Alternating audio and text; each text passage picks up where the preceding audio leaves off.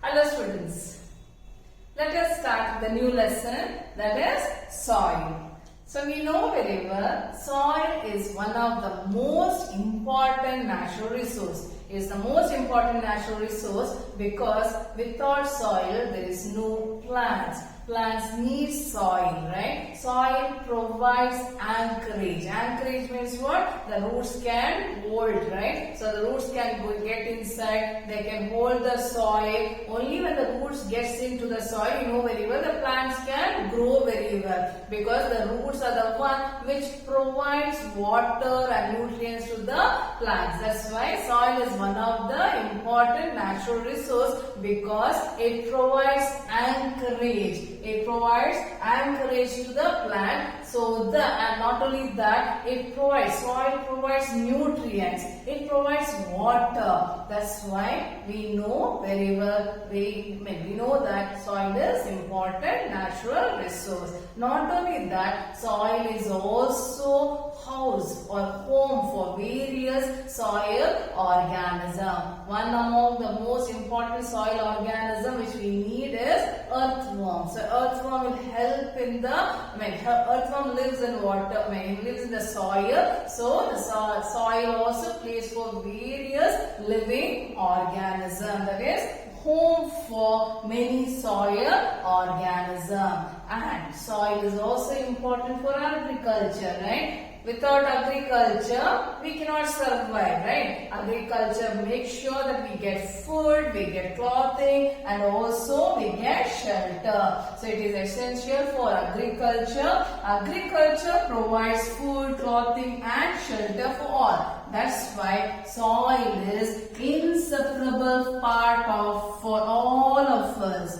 Okay, for all of us, soil is inseparable part. I hope now you understood the importance of soil. So let us see what is the soil profile. So when if at all you observe when they dig the soil, okay, when they dig the soil for construction of house, while putting foundation, or when they dig for well, you know that we can make different layers, right? So this different layer, the vertical section through different layers of the soil is called soil profile. And they differ in the texture, right? These layers differ in texture. Texture means what? When the feel, right? Some will be soft and the next layer may not be soft. So there will be difference in the texture, their depth, color, as well as chemical composition, right? These layers are referred to as horizons. Okay, so soil profile is nothing but the different layers of the earth when we dig it vertical. That is vertical section through different layers of the soil is called soil profile, and these layers will differ in their color, depth, texture, as well as chemical composition. These layers are referred as horizon. So let us see how these layers differ from one another. Different horizons of the soil. Let us see. Let us see the different layers of soil. So the different layers of the soil is termed as horizon, that is soil profile. Okay, like profile means what is its nature, whether it has humus in it, how is the water holding capacity. Okay, all this will tell their profile. Okay, that's what meant by profile. So we can see here soil profile. We can identify the four region, or it's also called horizon. The first one is A horizon, next is B, then C, and last one is bedrock. So let us see how is the A horizon. A horizon is the topmost layer of the soil. When I say topmost, you know very well, it is the top soil. The top soil is rich in nutrients. It has lot of nutrients. Humus is there. Okay, minerals is present, and it is loose. The soil is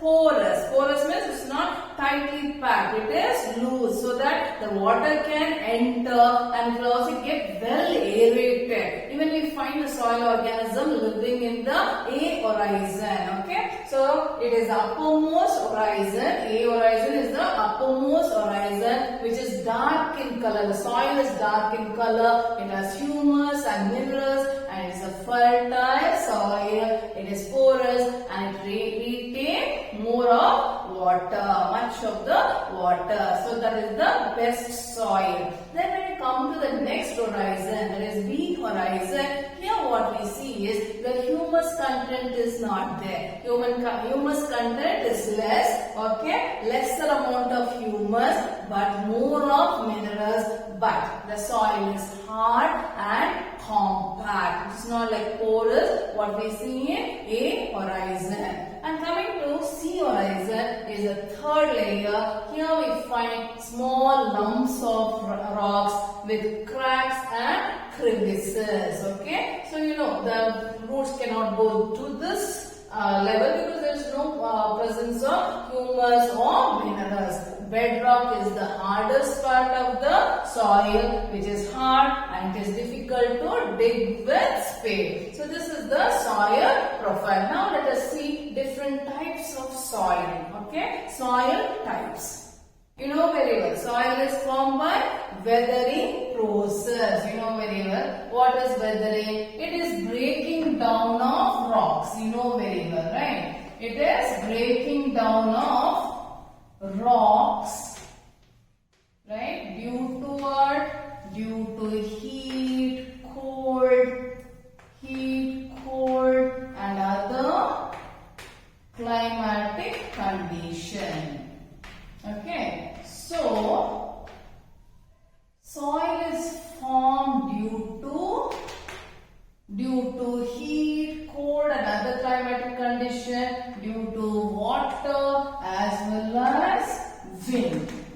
Okay, all these processes will help in the breaking down of the rocks, right? You know very well, erosion of the rock by water as well as wind. And heat and cold. How heat and cold? When it is very hot during the day, right? The rocks will get heated up. And in case if it rains, so what will happen? There is change in the temperature, so the rock will crack up. So when it rains, in the cracks the water will get collected. Then when it is winter, what will happen? As the volume of the water which is collected in the cracks will increase, so it will need more space. It will try to expand. So what will happen? The cracks will become deeper and deeper, wider and wider, and it will break from the parent rock. And it takes several years to make 1 inch of soil. It takes 1 million years is required to form 1 inch of soil. That's why we consider soil as the natural resource. So by weathering process, soil is formed. And the type of soil formed depend on the parent rock, the rock from which it is formed. Okay, the soil is everything. So what is soil? Soil is a mixture of rock particles and humus is called soil. Okay, and you know when it rains, you get that nice refreshing smell of the soil. That is called petrichor. That is called petrichor. That is the smell of the soil when it rains, that refreshing smell. Okay, so that is again because you know soil contains different composition, right? So it's a mixture of rock particles and humus is called soil. Soil is classified on the basis of proportion of particles, different proportion of the sand particles, the rock particles, the minerals, everything. Even the different kinds of living organism which is present in the soil and the type, okay, whether it can hold the water, whether it is loosely packed, whether it has more amount of humus. Based on all these things, the soil has been classified into 3 types, that is sandy soil, clayey soil, loamy soil. So what is sandy soil? As the name itself says that it has a larger particles of sand. So it has greater proportion of big particles of sand. Okay, as they are big particles of sand, so they don't fit very close together. So they will leave spaces between them. So you find large space fitted with air. So they have large spaces as the space is more and it will be filled with air. So as I said fitted, it is filled with air because of the space between the soil.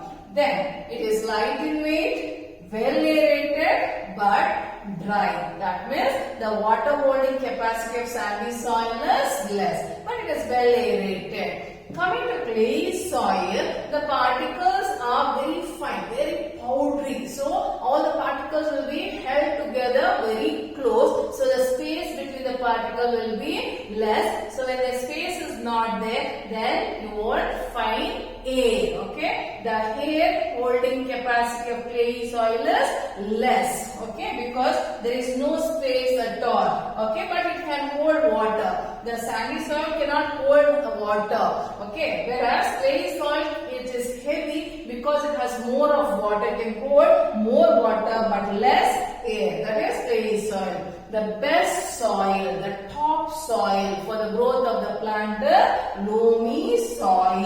It is the best soil. It is a mixture of sand, clay and silt. Silt is a type of soil which is present in the deepest of the river bed. Okay, that will really provide the nutrients for the plants to grow. It is rich in humus. It has right amount of water and water holding capacity is good, and the air, it is also well aerated. So these are the three different types of soil: sandy soil, clay soil and loamy soil. Now let us see the properties of soil.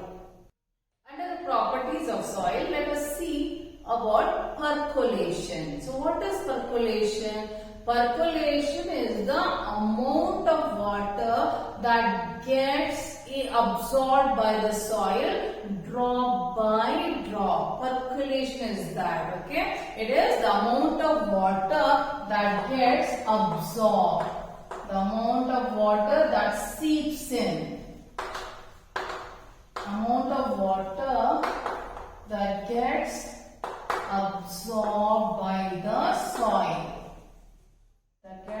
Absorbed by the soil. See here, when you just pour water to the ground, immediately it will not get absorbed. It will get into the soil very slowly, that too drop by drop. Okay, so that is called percolation. Percolation is the amount of water that gets absorbed by the soil. You can do an activity for that. You take the PVC pipe, okay, say around 2 centimeter of, you take the pipe and you can put on the ground, soil wherever it is loose, no? You can place that PVC pipe about 2 centimeter deep into the soil, okay, and take around 200 ml of water and pour slowly into the PVC pipe.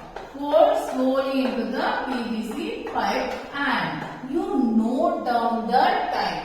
How much time it took for the water to get absorbed by the soil. Say, so then you have this calculation. So percolation rate. So you can find out how long it took for the water to get absorbed. Okay, percolation rate equals amount of water in milliliter and percolation time by minute. So let us find it. Say for example, you have poured 200 ml of water and the time taken is, say, 10 minutes. Okay, it has taken 10 minutes. So, how much is the percolation rate? Okay, percolation rate will be 20 ml has absorbed in 10 minutes 20 ml of water has been absorbed. So you can just check, okay, you can do this activity and find out how much time it takes for the water to get deeper or absorbed by the soil. Okay? Yes, that is percolation. So let us find out the moisture that is present in the soil. For this, what we have to do is take a test tube and collect soil sample. Just take a soil sample in the test tube. Okay, we just put the soil sample, nothing else. Take the soil sample in a test tube and we just heat it by using the Bunsen burner. Okay, after some time we can see the water vapors coming out from the soil sample and it will get collected on the sides of the test tube, and as soon as it gets cooled down, so here it will be cold, right? So here inside the test tube, the uppermost part of the test tube, it will be cold. So there the water vapor will be collected, they get condensed and they get collected and converted into water droplets, and they get collected in the sides of the test tube, which indicate that soil contain moisture.